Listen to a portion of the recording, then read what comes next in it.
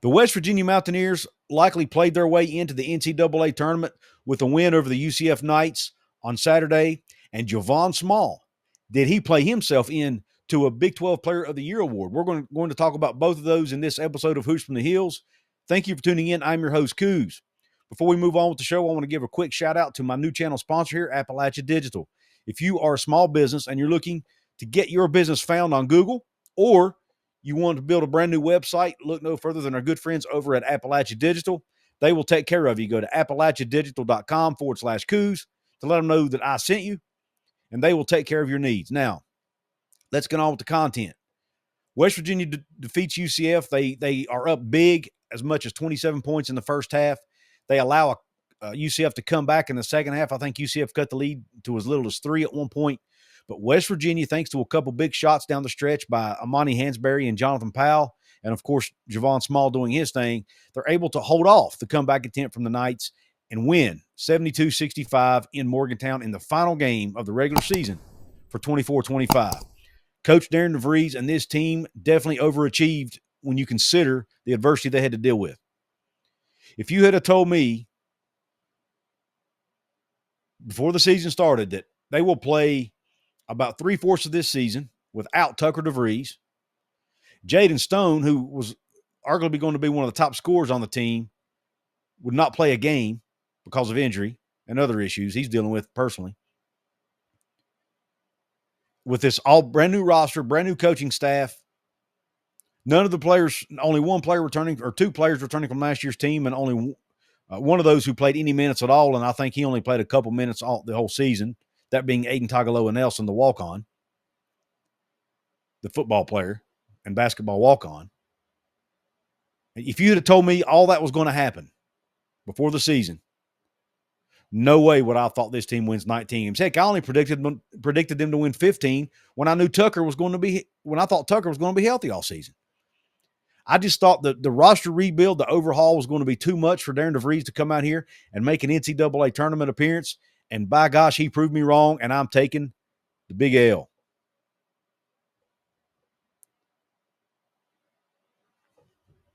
When I'm looking at this screen, everything looks backwards, so I have to do it backwards.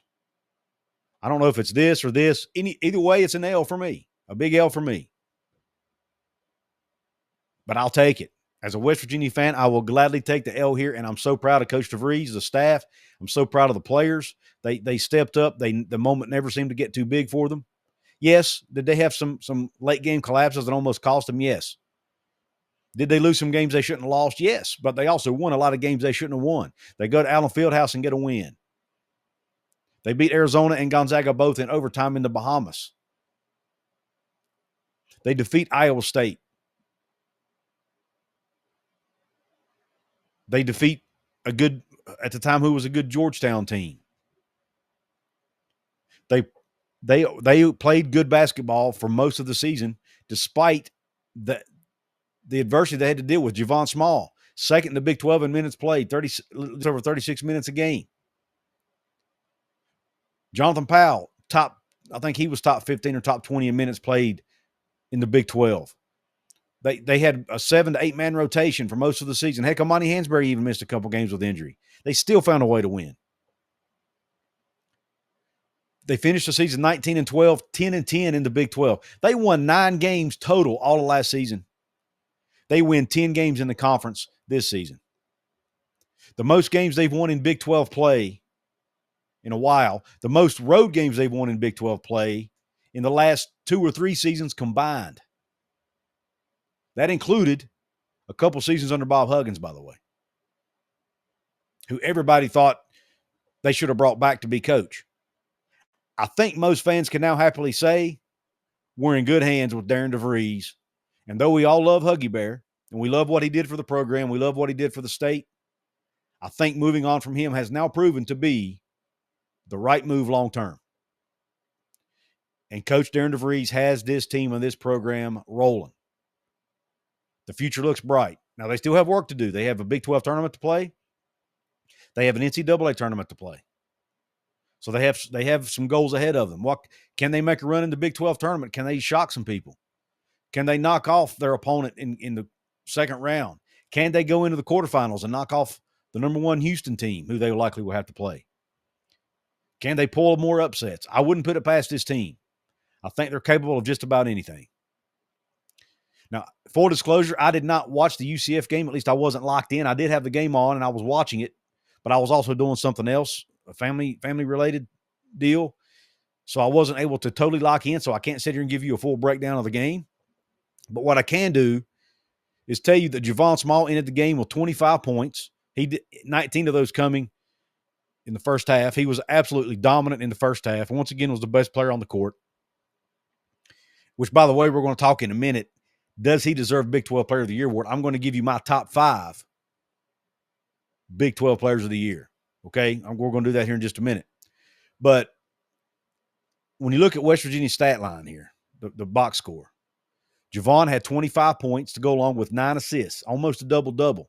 Amani Hansberry did have a double-double, 18 points, 10 rebounds. Amani Hansberry played some huge minutes, made some big plays, some really big offensive boards down the stretch, made a couple big threes down the stretch. You got Jonathan Powell, who went 5 of 8 from three-point range with 15 points, made some massive three-pointers down the stretch. Toby O'Connor made a few plays down the stretch when he with 8 points and 8 rebounds. He nearly had a double-double. Sincere Harris only 2 points, but played some great on-the-ball defense like he always does and ended up with 5 rebounds. And then Joseph Yesufu played 29 minutes off the bench. Only put in 2 points, but played some really quality minutes, had 3 rebounds, an assist, and a steal. And, of course, KJ Tenner and Eduardo Andre also played in the game. So just an overall good team win for West Virginia. Great. They've won 3 of their last 4 games as they get ready to go into to postseason. That is what you want. You want your team to be playing their best basketball this time of the season, and I think this West Virginia team is on the cusp of doing that. With what we were seeing from Amani Hansberry, with if Jonathan Powell's getting a shot back after going through a little bit of a slump earlier in the season, if that's what we're seeing here, with Javon continuing to do his thing, this team is capable of making a run. Now, for UCF, we do have to give a quick shout-out to Darius Johnson for UCF with 27 points, 5 rebounds, 7 steals. 7 steals for Darius Johnson on the game. That is phenomenal. Hats off to that young man. Great player. Unfortunately, UCF's not a very good team, but they do have some really talented players on this team, some individual players. For whatever reason, it just didn't come together as a team. Mustafa Thame, I'm probably pronouncing his name wrong, but he had 13 points and 7 rebounds. They held Keyshawn Hall, who was tied with Javon Small for the leading scorer in the Big 12. They held him to 6 points on 1 of 10 shooting. Phenomenal defense on Keyshawn Hall in this game. And by the way, Keyshawn Hall was slightly ahead of Javon Small going into this game for the scoring title. So holding him to 6 and Javon getting 25, Javon was able to catch him. And Javon has an opportunity to pass him in the Big 12 tournament. J.J. Taylor came off the bench to score 12 for the Knights. Now, when you look at team stats in this game, just real quick, West Virginia shot right at 41% from the floor. UCF only shot 39. West Virginia shot 66 shots, made 27 of them. UCF was 23 of 59. Three-pointers, West Virginia was 12 of 37, 32%. UCF 8 of 25, 32%. West Virginia 6 of 10 from the free throw line. UCF 11 for 17. Rebounds, West Virginia out-rebounded the Knights, 44 to 39. West Virginia is 12-0, I think it is, when they out-rebound their opponents. Can they continue to do that? They were 16-13 on the offensive glass in the advantage, and they won the defensive rebounding advantage 28-26. Assists, West Virginia 17 to UCF's 9. Steals, 11-6 in favor of UCF, thanks in part to Darius Johnson and 7. Blocks, 5 for West Virginia, 4 for UCF. Both teams turned it over a lot. 17 turnovers for UCF, 16 for West Virginia. West Virginia's got to clean that up. That's not typical for them, though. So maybe a tip of the cap maybe to UCF for forcing some of those turnovers. And I think some of that, too. West Virginia had such a big lead in the first half. Maybe they got a little bit lackadaisical defensively in the second half and weren't locked in like they should have been. And they probably did the same thing on offense, which may have caused some of those turnovers. Fast break points, UCF won that battle 10-2. Points in the paint, West Virginia ties at 28-28. Fouls, West Virginia commits 3 more fouls, 17-14. And then West Virginia led by as many as 27 at one point in the game. UCF never led the entire way. So there are your stats. That's your stats rundown for the game. Next, we're going to talk about the Big 12 race, the Big 12 Player of the Year race. Now, can Javon Small, who's leading the league or tied for the league lead in points, does he have a chance to win the Big 12 Player of the Year award? I think he's definitely in the conversation. I think folks all around the conference and all around the country have taken notice to what Javon Small's done, how he's carried this West Virginia team on his back. And I do think he has a legit chance to win Big 12 Player of the Year. Now, do I think he will? I don't. Only simply because I think they typically give the award to a team who's near the top of the standings, whose team is near the top of the standings. I feel like they'll give it to somebody. Maybe they'll give it to Hunter Dickinson, even though Kansas is only 7th, but it is Kansas, and I think maybe there's a little bit of favoritism there. And Hunter Dickinson's a good player too. Can't take anything away from that. Maybe give it to somebody like J.T. Toppin. Does somebody from Houston, who's the number 1 seed in the tournament, does somebody from Houston get it? We'll see. But at the end of the day, even though I think Javon Small definitely deserves to be in the conversation, at the end of the day, I don't think he ends up getting the award. But do I think he deserves the award? We're going to find out, because I'm going to give you my top 5 players in the Big 12 ranked 5 through 4. And we're going to do that right now. So let's go ahead and bring up the number 5. Maybe surprise some people. Norshad Omier from Baylor. I like Norshad Omier's game. He's always played very well against the Mountaineers and giving them trouble.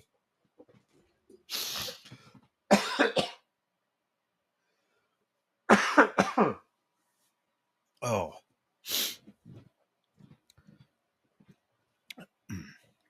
He leads the entire Big 12 in rebounding, averaging 10.7 a game, and he's averaging 15.6 points a game, which is 9th in the league. So he's averaging a double-double on the season. He's also 2nd in the Big 12 in field goal percentage at 56.8%.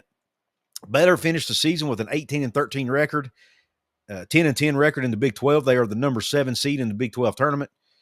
Not super high, but I do like Norshad Omier's game.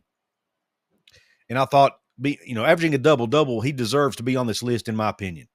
Now, again, you guys may disagree with my list. Let me know your list in the comment section. Who do you think deserves to be Big 12 Player of the Year? And where do you think, if you think as I go through this list, wherever you think I go wrong, let me know in the comments. And maybe even give me your list in the comments. I'd love to hear it. All right, number 4. This may be a surprise name again. I think it should go to Darius Johnson from UCF. Now, a lot of people are going to say, Couz, what about Keyshawn Hall? You said he was tied for Javon Small with first place in the Big 12 in scoring, and he is. And he's a good player, don't get me wrong. He's averaging 18.5 points a game. He's top 10 in a couple other categories, including rebounding. But when you look at Darius Johnson, I feel like he's a better overall player. I mean, Darius Johnson is 6th in scoring, 1st in steals. He leads the entire Big 12 in steals. Like I said, he's 6th in scoring, 9th in field goal percentage, and 10th in assists, averaging 4.2 assists a game. So I think would Keyshawn Hall be scoring as many points as he is without having Darius Johnson distributing him the basketball and having all those assists? I mean, maybe it's tit for tat here, but I'm giving the nod to Darius Johnson. And when you look statistically, I think he deserves to be on this list. Darius Johnson is a heck of a basketball player. Heck of a player. Why do I not put him higher on the list? Well, he's got the help of Keyshawn Hall. And to me, that goes a little bit, maybe slightly edges him down the list a little bit. And we'll talk about why later. But for now, I got UCF's Darius Johnson at number 4 because of his defensive prowess and being number 1 in steals, along with him being 6th in scoring and 9th in field goal percentage. Now let's go ahead and go to number 3. This is where I have Kansas's Hunter Dickinson. Hunter Dickinson, he's 2nd in the league in rebounding, averaging 9.9 a game, so basically 10. He's basically averaging a double-double, right? Because he's also 4th in scoring at 17.4 points a game. He's 53.8% field goal percentage, is 4th in the league. He's 8th in blocks with 1.3 a game, and he's shooting 75% from the free throw line, which is not bad for a 7-footer. That puts him top 20 in the conference. So I've got Hunter Dickinson sitting here at number 3 as my number 3 player of the year. So Dickinson's a great player, but he's also, I don't think he's the top two. I think there are two players in this conference who were statistically and for other reasons deserve to be higher than him, and we're going to get to that first one right now, and that is Texas Tech's J.T. Toppin. Now, I think the Big 12 voters, media, will likely put J.T. Toppin as a player of the year in the conference. He is third in the league in scoring, third in rebounding, third in field goal percentage, and 11th in block shots. He's averaging 18.1 points a game, just a few tenths of a point behind Javon Small and Keyshawn Hall. He's averaging 9.3 rebounds, so just basically almost a double-double. He's shooting 55.8% from the floor, and he's averaging 1.2 blocks a game. Now, a lot of you may ask, well, Couz, why do you not have J.T. Toppin number one? Is it because of your blue and gold bias, because you're a Mountaineer fan? Maybe that's the case, but I don't think so. Here's my explanation as to why I think Javon Small, who obviously I've given it away, is my number one guy. J.T. Toppin has Elijah Hawkins on his team. He has Darian Williams on his team. He has Chance McMillan on it. He has three other players on his team that are top 10 or 15 in multiple categories as well in the Big 12. This Texas Tech team is absolutely stacked with talent. So he has a ton of help. He's a great player, don't get me wrong, but he has a ton of help surrounding him. That's why Texas Tech is right now the number 2 seed in the conference and sit here at 24-7 on the season, 15-5 in the league.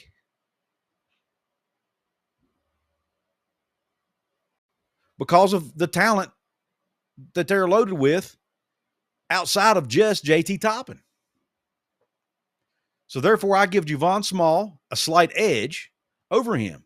Not only is Javon Small higher in more statistical categories, he's basically carried this entire West Virginia team on his back. Without Javon Small, West Virginia is not an NCAA tournament team. They might not even have a winning record. I think Texas Tech could have a winning record without J.T. Toppin because they have so much other talent. With Tucker DeVries being out, Javon Small had to take an even bigger percentage of the load on his back, and he not only did it, he did it absolutely successfully. Tied for first in the league in scoring at 18.5 a game. Who did he have throwing on the rock? Well, he had his teammates. But guess what? He was also dishing the rock to his teammates. He was third in the league in assists. First in scoring, third in assists. That is phenomenal. His assist numbers, 5.6 a game. He's fourth in the league in three-point shooting at 35%. He's fourth in three-pointers made at 2.5 a game. He's averaging 1.6 steals a game, which is good for 12th in the conference. So he's not only good on the offensive end, he happens to also be a good defender and good on the defensive end of the floor. And oh, by the way, he's second in the league in minutes at 36.2. He's being asked to do a lot. And a lot of you might say, well, Couz, him playing so many minutes is why his stats are so good. Au contraire, because he's shooting 42% from the floor, which is good for 14th in the conference. He's top 14 in field goal percentage despite playing the second most minutes in the league. And don't even talk about his free throw shooting, which is third in the league at 88%. And to me, what's most important is the fact that he's been an absolute dog for this basketball team. He has been the leader. He's carried them on his back. He makes big shots when they need it. He makes big plays when they need it, whether it's dishing to his teammates or whatever. He's been facing double teams, sometimes even triple teams, and he still figures out a way to help his team win basketball games. That's why I think Javon Small, to me, despite West Virginia being only 8th in the league, that's why I think he deserves, because without him, this team is nowhere near where they're at right now, especially with Tucker being out. I think you have to take that into account, in my opinion, when you start voting for your player of the year. To me, it's like an MVP award. Who was most important in their team's success? How in the world was it not Javon Small? I don't see how anybody in this conference was any more valuable to their team than Javon Small. There's a fair argument for JT Toppin. There's a fair argument for Hunter Dickinson. I'll give you that. But I don't see how in the world you can put those guys ahead of Javon Small with these statistics to go along with what he meant to his team. To me, he's the clear-cut answer and the clear-cut player of the year in this conference. I think there's even a conversation, and I may do a video on this on the channel. I think there's a conversation when you look at West Virginia's program. Is Javon Small going to go down, even though he's only been in Morgantown 1 year? Will he go down as one of the greatest guards of all time to ever wear the old gold and blue? Will he go down with the Javon Carters, the Daxter Mileses, the Deuce McBrides, the Mike Ganseys? Go all the way back, I guess, Jerry West. Does he make – I'm not saying he's better than Jerry West, but does he go on the list of elite guards in West Virginia history? I think I may do a show on that. I think it's a very interesting topic. I want to look at where he's at in the echelon of West Virginia basketball players, especially at the guard position. Outside of just statistics, obviously outside of how long he was with the program, you have to look at what he meant to this team and this program, and heck, even the state for that matter. And he still has a chance to do even more in the Big 12 tournament and the NCAA tournament for this basketball team and Coach Darren DeVries and that staff. Let me know what you think in the comment section. Who would your player of the year be in the Big 12? And if you're a West Virginia fan, where would you put Javon Small? Or do you think he even deserves to be in the conversation as one of the greatest guards, not the greatest, but one of the greatest guards of all time in Morgantown? Let me know your thoughts in the comment section. I want to give another shout out to my channel sponsor here, Appalachia Digital.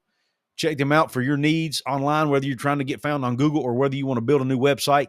Appalachia Digital is the place to go. Go to appalachiadigital.com/Couz. You can see their logo on the screen. Go check them out. Make sure you please hit the thumbs up button if you like this video. Please drop your comment below. Please share it with your family and friends who like West Virginia Mountaineer basketball. And please subscribe to Hoops from the Hills. Help me get to my next goal of 3,000 subscribers. I really appreciate you tuning into this episode. Hope the rest of your day's top shelf. Check the video out in the corner of your screen right here because YouTube thinks you might like it.